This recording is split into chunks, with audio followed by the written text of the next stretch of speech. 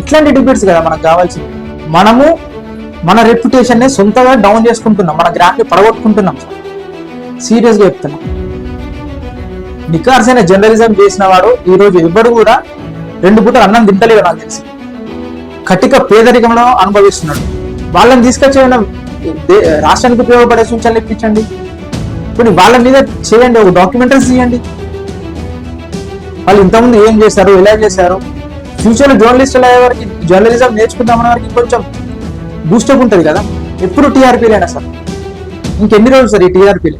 ఒక ఉద్యమకారుడు ఏమంది తిట్టింది సార్? ఛానల్స్ ఏమంది తిట్టిండు గుర్తే ఉంటుంది కావచ్చు మీ అందరికి. అది నేను ఇప్పుడు ఇక్కడ మాట్లాడలేను, ఆ అన్పార్లమెంటరీ వర్డ్స్ గుర్తే ఉంటుంది కదా.